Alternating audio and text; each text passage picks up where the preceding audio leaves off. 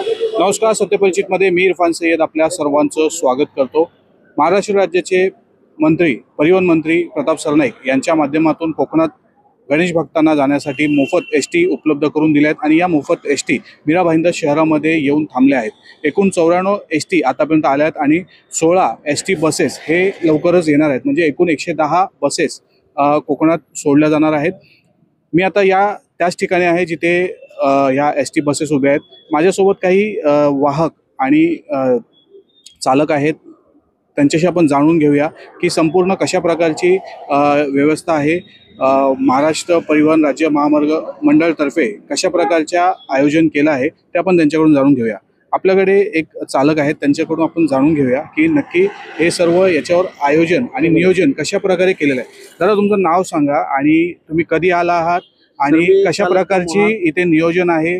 महाराष्ट्र राज्य परिवहन महामंडळातर्फे कशा प्रकारचं नियोजन करण्यात आलं आहे? सर, मी चालक मोहाक बालाजी मोत्राम गुट्टे, सिंधुदुर्ग विभाग, कणकवली आगार।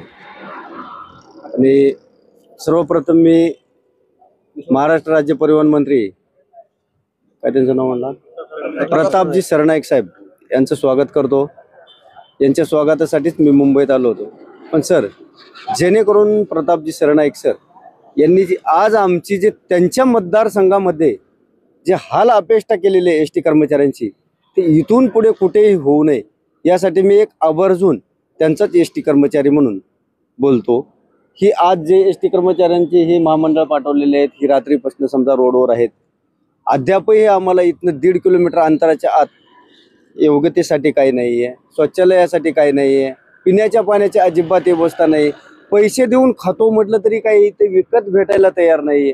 अशा ठिकाणी आम्हाला टाकण्यापेक्षा पूर्ववत जर त्यांनी ही सेवा जर चालू ठेवली असती, ठाणे, कल्याण, मुंबई सेंट्रल, बोरिवली किंवा आम्हाला जे पुरवलीत जे डिझेल होतं पनवेल, महाड या ठिकाणी, त्याच ठिकाणी जर डिझेलची व्यवस्था ठेवली असती तर आज सकाळी निघाले कर्मचारी ते 11 वाजेपर्यंत इथे निद्रेसाठी आलेले असते। अगदी व्यवस्था झालेली असती, मस्त झालेली असती। त्या कर्मचारी सकाळी 5:30 वाजता पोहोचले। 4:30 वाजता पोहोचल्याच्या नंतर आम्ही ज्यावेळेस त्यांना टॉयलेटसाठी संदर्भात प्रश्न केला त्यावेळेस त्यांनी उत्तर दिलं आम्हाला की 6च्या नंतर गेट खोलणार। मला सांगा साहेब, मी कितीही वेळ थांबू शकतो, ही माझी मानसिकता आहे, पण मला स्वच्छ झालेलं किती वेळ थांबेल हो सर? ह्यात कोण शक्य आहे मला सांगा? स्वच्छशी माझ्या मनावर आहे का? नाही आहे ना सर। नैसर्गिक विधी आहे, तिला ती टाइमतच केल्या जाईल। आणि जर मला नैसर्गिक विधी 4:30 वाजता आली आणि 6:30 वाजता जर तुम्ही दरवाजे खोलत असताल तर ती नैसर्गिक विधी आज मी उघड्यावर करून चालेल का? आज ही 150 बिल्डिंगचे टावर खडे आहेत, उभे आहेत इथे। आता 50 मजली ते 60 मजली बिल्डिंगचे टावर उभे आहेत, इथे मी स्वच्छता जाणार कुठे मला सांगा? ह्या जे बसेस आल्यात, बसेसच्या निर्जीव वस्तू आहेत साहेब। बसेस ज्यावेळेस कंपनीने ज्या बस बनवल्यात त्यांना माहिती आहे की आपली बस ठोकणार आहे, अपघात होणार आहे, त्यांच्यासाठी इन्शुरन्स मान्य आहे। आज मला सांगा, तीच बस एसटी कर्मचारी रोडवर चालवतो, एसटी कर्मचाऱ्यासाठी कुठलं इन्शुरन्स आहे? ही मला माननीय प्रतापजी सरनाईक सरांशी विचारायचं आहे। आज तीच परिवहन मंत्री म्हणून आहेत ना। आज माझ्या एवढ्या बस सिंधुदुर्गातनं जवळपास 125 बस येणार होत्या, त्यासाठी माझे 3-4 पथक तैनात आहेत एसटी रिपेअरिंगसाठी। मला सांगा, हा कर्मचारी छाती ठोकपणे त्यांच्याकडे काम करतो। एका एसटी मधने जवळपास 45 सीट माझ्या आसनी सीट आहेत। 45 + 11 54 सीट घेऊन एसटी कर्मचारी ज्या वेळेस चालक आणि वाहक म्हणून रोडवर धावत असतो सर, त्यावेळेस मला सांगा 45 × 4 झाले किती साहेब? 45 × 4 जवळपास 250 कर्मचाऱ्यांचा तो कोण असतो? पालक असतो, पालक। मला सांगा, जर चालकाला 1 सेकंदाची निद्रा लागली, 250 माणसांचं काय होणार? मग त्यासाठी सुरक्षितता नको? ह्या निर्जीव बस बंद पडलेल्या आहेत, त्यासाठी 4 तैनात, 4 म्हणजे 4 हे आमचे मेकॅनिकलचे टेम्पो तैनात आहेत, ब्रेकडाऊन व्हॅन, बीडी व्हॅन, 16 माणसं तैनात आहेत। मग मला सांगा, 160 बसेस आल्यात, त्यावर ×3 करा, सायंत्रंग 18, जवळपास 190 कर्मचारी आलेत, त्यासाठी डॉक्टर किती तैनात आहेत हो? ही पण परिवहन मंत्र्याला कळायला पाहिजे ना, कळायला पाहिजे का नको? माझी एक रिक्वेस्ट आहे सर, मी ज्या वेळेस जन्माला आलो मरण समोर घेऊनच आलोय आणि ज्या वेळेस मरणार आहे त्यावेळेस जन्म समोर घेऊनच मरणार आहे. तुम्ही कुठून माझी सत्यता तुम्ही कुठून आले आणि जेव्हा तुम्ही त्या ठिकाणाहून निघाले तुमच्या वरिष्ठांनी तुम्हाला काय आदेश दिले होते? कुठे जायचं आहे नेमकं, बस घेऊन कुठे जायचं आहे, कुठे थांबायचं आहे, कुठे तुमची सोय केली गेली आहे, असं काही सांगितलं होतं का? सर माझ्या अजून बी काही बसेसवर लिहिलेलं आहे ज्यादा ठाणे. ठाणे येथेच जाणे, ठाणे येथेच जाणे. मी दोनदा शब्द वापरतोय. ठाणे येथेच जाणे. ठाणे खोपट आहे का ठाणे वंदन आहे का ठाणे कर्मचाऱ्याची निंदन आहे हे मला माहिती नव्हतं. ठाणे हीच मनात ठेवून ठामपणाने ठाणे याचा निश्चित करून ठामपणाने मी ठाण्याला आलेलो आहे. ठाण्यावरून परत ही जे आम्हाला जी लावलेली आहे चक्कर, ह्या चक्कर मध्ये आम्हाला इथे यायला 5 वाजले. कधी म्हणजे काल 5 वाजता सकाळी की संध्याकाळी? काल सकाळी 6:30 वाजता काही बसेस सुटलेले आहेत, काही अर्ध्या तासाच्या नंतर 7 वाजता सुटलेले आहेत, काही 7:30 वाजता सुटलेले आहेत.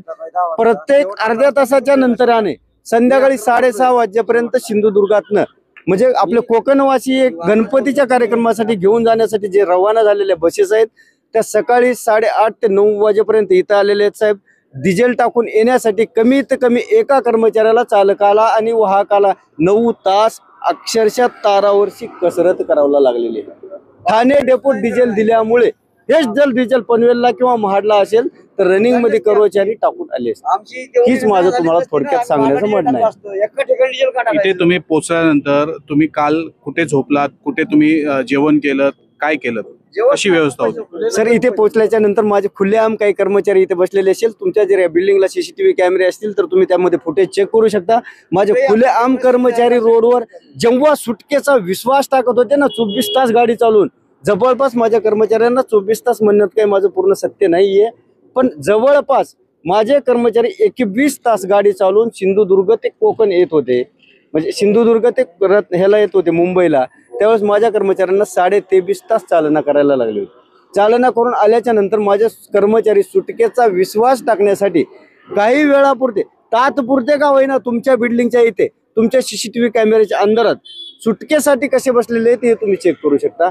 माझे काही कर्मचारी स्वतः कुठे गेलेले आहेत हे सुद्धा तुम्ही सीसीटीव्हीच्या अधीन राहून चेक करू शकता. आणि त्यांचा जो कर्मचारी त्यांनी पाठवला होता त्यांनी काय उत्तर दिले ते सुद्धा तुम्ही विचारू शकता जर तुमच्याकडे सीसीटीव्ही फुटेज असेल तर. काही जणांची इथे मीरा भाईंदरचा बस डेपो आहे त्याच्या गेस्ट हाऊसवर तुमचे हे रेस्ट रूमवर व्यवस्था करण्यात आली होती. त्याच्यामध्ये किती जण गेली आणि किती जणांनी तिथे रेस्ट केलं किंवा आराम केला किंवा तिथे सुविधा त्याचा लाभ घेतला? सर सकाळी 6:30 वाजता मला ज्यावेळेस स्वच्छ झालं त्यावेळेस मी स्वच्छ फिरत होतो.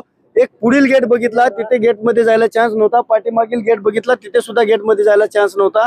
बाकी सगळे गेट बघत गेलो तेव्हा कमीत कमी 1.5 किलोमीटर अंतराच्या आत त्यांचा मला गेट सापडला. मी त्यांना रिक्वेस्ट केली सिक्युरिटीना, आतमध्ये गेलो, स्वच्छच गेलो. त्यांनी उडवाउडीची उत्तरे दिली. ज्यावेळेस आम्ही स्वच्छच गेलो त्यावेळेस स्वच्छता आमचे जे स्वच्छतागृहाचे स्वच्छ होते त्यांनी आम्हाला बाहेर काढलं.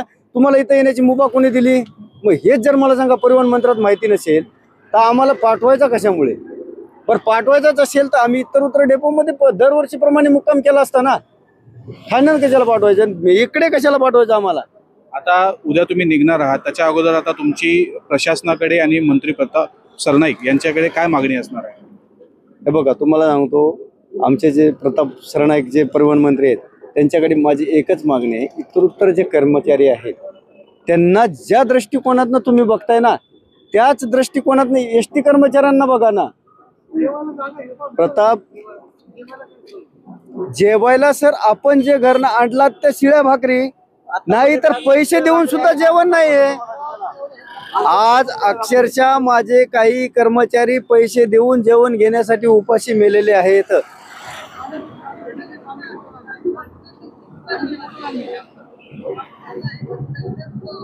ठीक आहे.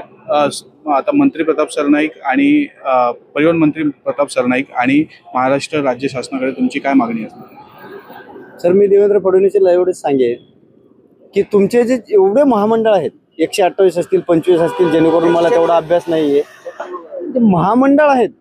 महामंडळातील कर्मचाऱ्यांचे हाल आणि व्यथा अपेक्षा तुम्ही जाणून घेणं हे महत्वाचं आहे. तुम्हाला लाडकी बहीण, लाडका भाऊ, लाडका दाजी हे महत्वाचं नाही, जेणेकरून त्यांनी आम्हाला शेतकऱ्यासारखं जोपासावं. शेतकऱ्यासारखं सांभाळावं. आज एसटी एक लाल परी आहे ना, जनतेची सर्वसामान्य वाहिनी आहे, रक्तवाहिनी आहे. तिला ज्याप्रमाणे सांभाळलं पाहिजे त्याचप्रमाणे त्यांनी सांभाळावं, एवढीच आमची त्यांच्याकडे मागणी आहे. प्रताप सरनाईक सर ते अत्यंत बुद्धिमान नेते आहेत, ते मंत्री आहेत, ते त्यांनी बरेच काळ मंत्री म्हणून काढलेले आहेत.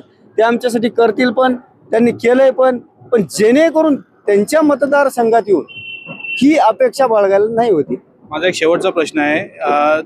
आज तुम्ही मीरा भाईंदर आलात आणि इथे जी काही व्यवस्था आहे ते ढिसाळ कारभार दिसलेलाच आहे. अन्यथा अनेक म्हणजे अतिरिक्त म्हणजे तुम्ही अशा अनेक वेळा असंही तिथे घडतं का? म्हणजे आज तुम्ही इथे आलात म्हणून अशी प्रॉब्लेम येते, पण सहजासहजी रोज तुम्ही तिकडे असता सिंधुदुर्ग त्या तिकडे डेपोला, तिथे पण अशीच तुमची अवस्था होते का? तिथे तुमचं असंच तुम्हाला या सर्व समस्यांना सामोरं जावं लागतं का? ते कसं आहे माहिती आहे का सर, जिथे आम्ही दररोजच्या मुक्कामाला जातो तिथे आमची पारिवारिक मुक्काम, प्रत्येक हप्त्याला मुक्काम येणार, हप्त्याला मुक्काम येणार. तिथे आमची व्यवस्था कर्मचाऱ्यांची राहणीमानाची व्यवस्थित केलेली असते, कारण तिथले येणारे कर्मचारी ही मोजके असतात. आज जे इथे आम्ही इथं आलोय मुंबईमध्ये, तर इथे येणाऱ्या कर्मचाऱ्यांची संख्या जास्तीत जास्त असते. एकदम सेवा करायची यांची ही पण त्यांना कठीणच आहे.